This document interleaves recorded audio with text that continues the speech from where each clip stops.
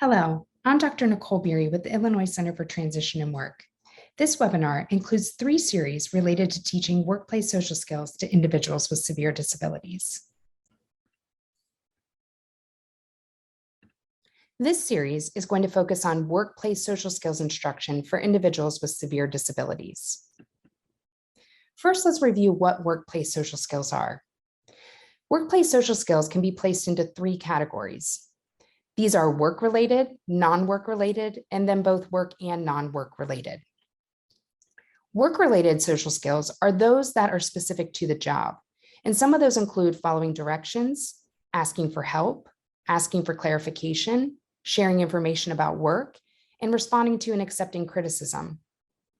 The second, non-work-related, are those social skills that are not directly related to the job, and some of those include sharing information about topics that are of interest, conversational skills, asking personal questions, and teasing and joking.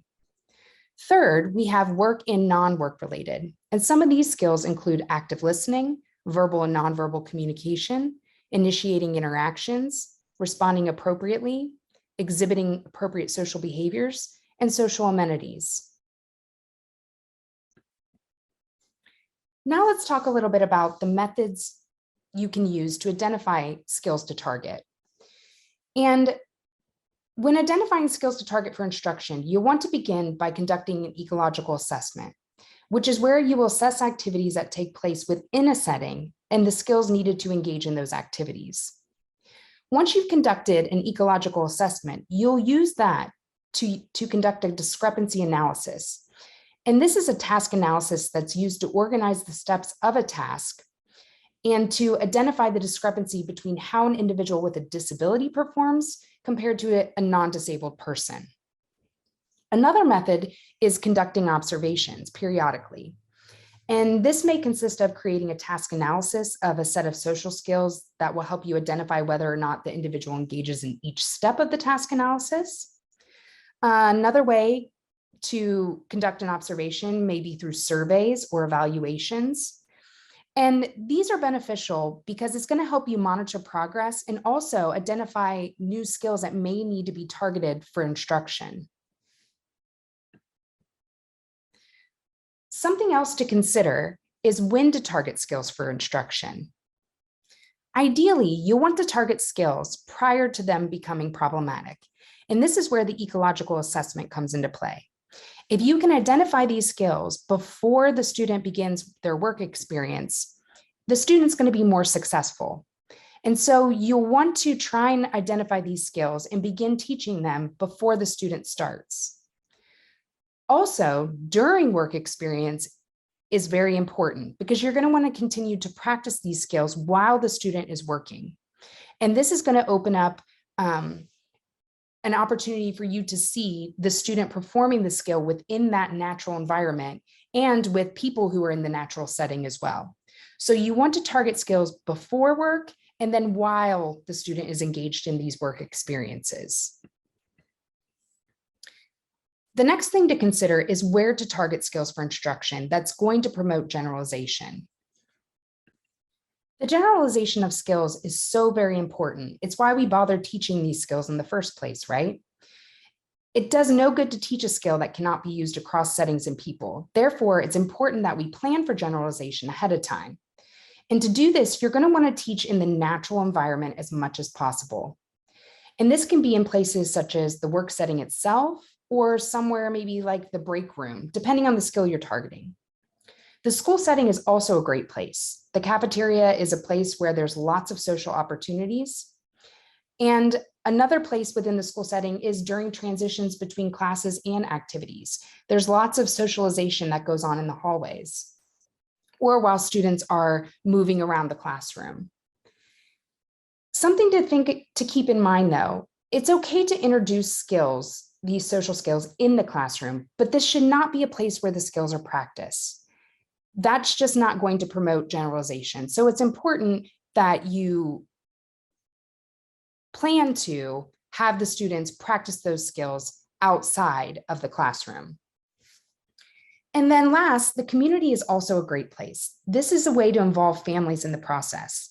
And how you can do that is you can provide them with some strategies and suggestions on how they can incorporate working on this skill while they are out in the community or with their families.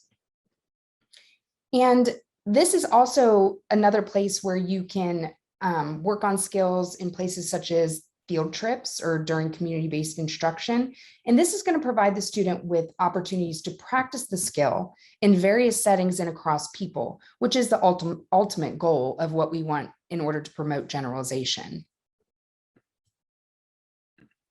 Now let's talk about effective practices for improving workplace social skills.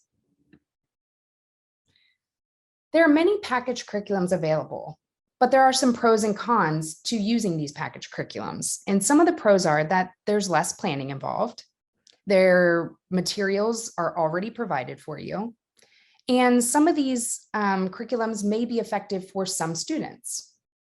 However, some of the cons are that there might not be enough evidence to support how effective these packaged curriculums are. Oftentimes, these packaged curriculums use a one-size-fits-all approach, and it may not work for all students. Something else to consider is that it may not focus on specific skills that the student needs targeting, or it may focus on skills that the student already has. And last, not all of these packaged curriculums promote generalization, which again is so important when we're teaching these social skills because we want students to be able to use these again across people and settings. There are two research-based practices for teaching workplace social skills that have been identified by the National Technical Assistance Center on Transition. And these are community-based instruction and simulation. And each of these practices do have 3 studies that have demonstrated evidence of effectiveness. So simulation, using simulation is using materials or situations or even conversational partners that will approximate natural stimulus conditions. For example, using role playing.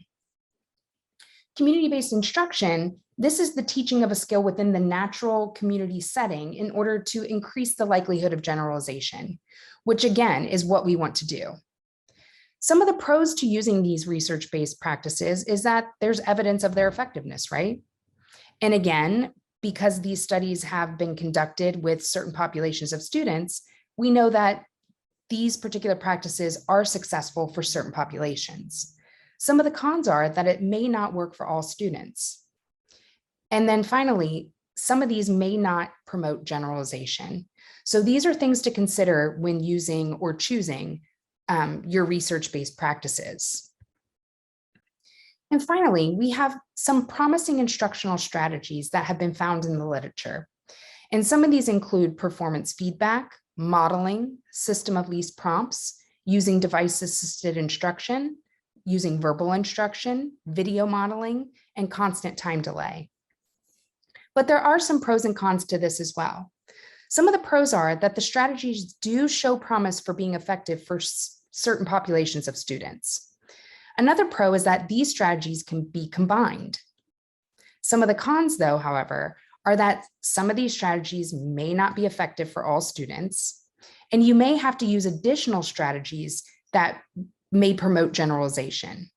And then finally, depending on the target skill, some strategies may not be as effective or appropriate for all students. So these are some things you want to keep in mind when you're choosing an instructional strategy to teach these social skills. So some of the key takeaways from this series is that workplace social skills can be placed into 3 categories. And those are those work-related, non-work-related, and both work and non-work-related situations. Another key takeaway is that using assessments such as the ecological assessment, the discrepancy analysis, and through observations, these are going to help you identify skills to target both prior to work experience and then during work experience. Next, skills should be targeted for instruction prior to and during. And also, it's important to remember that teaching these skills across the whole school day is going to promote generalization of skills, which is ultimately what we want. And last, there are several research-based and promising instructional strategies for improving workplace social skills. However, it's important to keep in mind the pros and cons to using each of these skills.